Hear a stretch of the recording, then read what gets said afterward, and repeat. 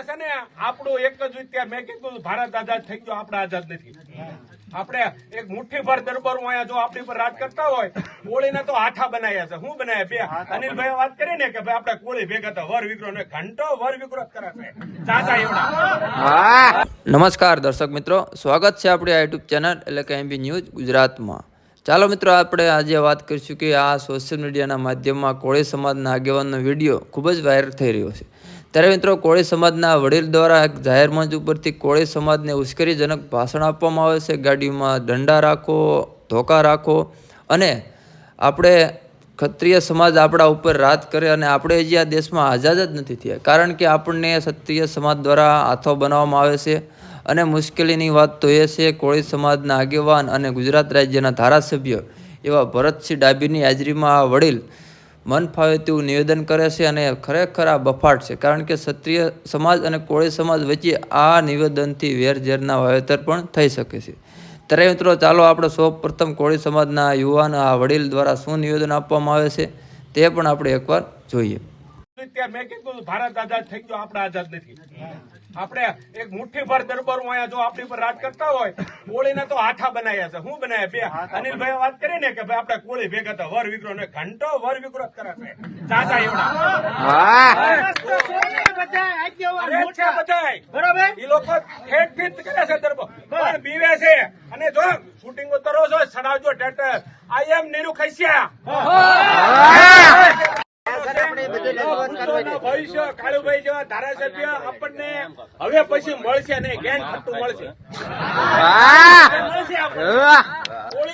Gain ખટ્ટું આવશે, આવા નહીં આવે. એટલે આનો આપણે છે ને કાળુભાઈ જીવે છે, આઝાદ થાવ. એ બધું જાહેરમાં ન બોલી શકે. એટલે ગમતા ઠોકવાળી વાત કરજો. ભાઈ જેને ફાટતા એ ઝઘડો ન કરતા, એ ધોકા ખાઈને વ્યાજો સાનમાના.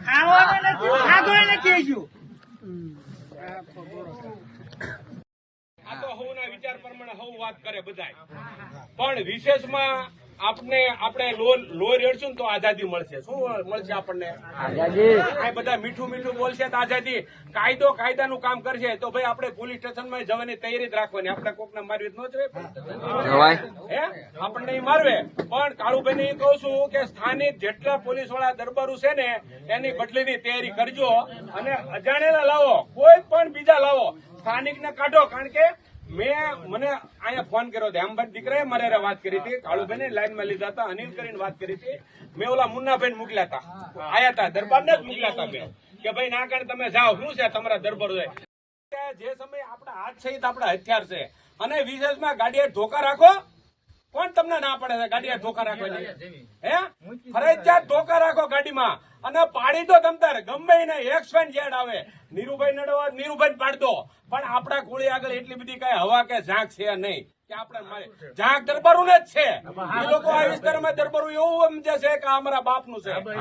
એલએનટી આપણા વિસ્તારમાં જ્યારથી શરૂ થાય ને કાળુભાઈ, ડીઝલની ચોરી, લોખંડની ચોરી, ગમે ચોરી, હવે હરેક પ્રકારની ચોરી કરી છે. એ લોકો બારોબાર ખટારો હાંજો હોય ને તો લઈ જાય છે, પાછા લઈ જાય છે ને.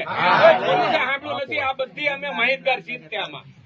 એટલે આપણે અહીંના જે વડીલો અનિલભાઈ વાત કરી ને, તો મિત્રો, આ એમ નીરુ ખૈસિયા નામના વડીલ છે અને તેઓ બે સમાજ વચ્ચે વેરઝેરના વાવેતર થાય તેવું નિવેદન જાહેર મંચ ઉપરથી આપી રહ્યા છે. ત્યારે મિત્રો, ભારત દેશ તો આઝાદ થઈ ગયો છે, પરંતુ આપણે કોળીના દીકરા કોળી સમાજ આઝાદ થયો નથી, કારણ કે કોળી સમાજને હંમેશા હાથા બનાવવામાં આવ્યા છે અને આ મુઠ્ઠીભર ક્ષત્રિય સમાજ આપણી ઉપર રાજ કરે છે.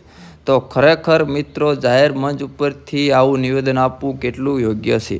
ત્યારે મિત્રો, કોળી સમાજના યુવાનોને અને કોળી સમાજને ઉશ્કેરણીજનક ભાષણ આપી અને હાથમાં દંડા, ગાડીમાં દંડા અને ગમે એ હોય XYZ ઠોકીને આવતા રહીજો. તો ખરેખર મિત્રો, કાળુભાઈ ડાભીની હાજરીમાં આવું નિવેદન એક કોળી સમાજના વડીલ આપે તે ખરેખર કેટલું યોગ્ય છે તેના વિશે તમે પણ એક કોમેન્ટ કરીને જણાવજો. તો ખેર મિત્રો, આજના વિડીયોમાં એટલું. ફરી મળીશું એક નવા સાથે અને નવા અહેવાલ સાથે. અને આપણી ચેનલમાં નવા હોય તો આપણે ચેનલને સબસ્ક્રાઈબ કરવાનું ન ભૂલતા. જય હિન્દ, વંદે માતરમ.